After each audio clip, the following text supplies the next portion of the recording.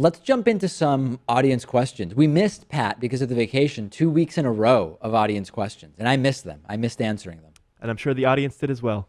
First question is from Justine. Do you ever wish you completely believed in religion?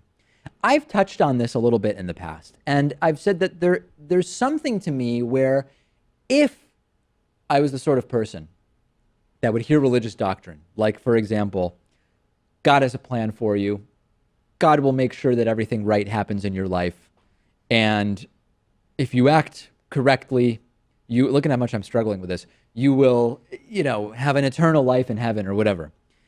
If I could truly believe that, even if it weren't true, there probably would be some benefits. I mean, it seems like it would absolutely be the type of thing that is a sort of calming and positive presence in some way. And in a way, I don't know that envy is the right word, but sometimes I almost feel like I envy people who can buy into religious beliefs in that way.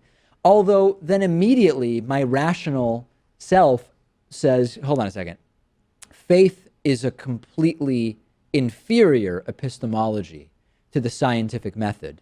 And that's not a suggestion that we discriminate against people who use faith as an epistemology, but I cannot in any real way allow faith as an epistemology to substitute what I understand to be the scientific method. So in some abstract way, yeah, I think that the day-to-day, it could be better if I completely believed in some religious doctrine, but it's just so hard for me to really take that seriously. Well, I think the biggest reason that people want to wholeheartedly believe in a religion is because oftentimes they promise you an afterlife. Yeah. And it's just natural to have a fear of death. So if there's a text or some set of belief system that ensures you that you'll have everlasting life after you pass away, that can be very comforting to a lot of people.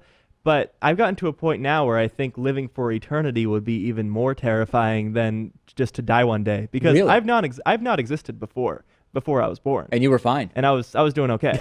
But to live forever, I just don't know if I could do that. Yeah, I mean, that's getting into sort of other questions that are specific to particular religious beliefs, and it is interesting. I mean, I think to answer the question in the way that it was asked, which is, do I ever wish I could completely believe in religion?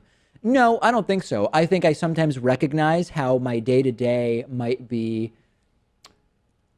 less concerned about certain issues if I completely believed in religion. But knowing what I know, do I just say, I wish I just completely believed in religion? No, I don't have that thought. I think if maybe someone was in the hospital or something, I think you may do better to overcome your disease or whatever ailment you have if you believe that the world is working with you to support you, and you'll be able to get over it because it's just about your outlook and your mindset. I think that's one of the benefits. Aside from the specific religious beliefs that might be associated with that, and that's where a lot of the studies that look at the impact of religion go wrong, which is religion as a sort of overarching element of life can have positive influences that are totally separate from the non-evidence-based faith beliefs. So, for example, community. When you know people are praying for you, is it the prayer that might make you improve, or is it the knowledge that there's a community of people thinking of you, thus your predisposition when having treatment is more positive, and that's what leads to a better health outcome?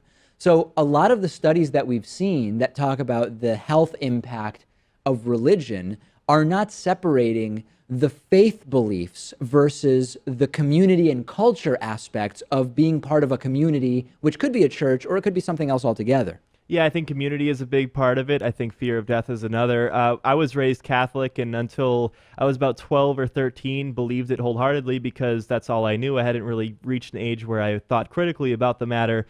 And I remember just not wanting to face what I assume now is the reality that it's just, a system of beliefs that there's nothing to prove behind it. It's just something everyone's taken a leap of faith on. Yeah. And without any direct evidence, I shouldn't be inclined to jump on board with that. So that was something I resisted for a few years in the transition between being a believer and a non-believer as I am now. That's interesting. Yeah, I never really experienced that because I was always raised identifying as Jewish, but in the cultural and ethnic perspective, my parents never taught me religious beliefs. So I never experienced that. And it seems like that would be quite an internal struggle. And it seems like in the Jewish sense, because there is both the religious side and the cultural side, it kind of muddies the waters a little bit, so you can always kind of identify as Jewish even if you're secular. Correct. Absolutely. And in fact, Jews are very secular. Absolutely. Particularly in the U.S. All right, good question from Justine.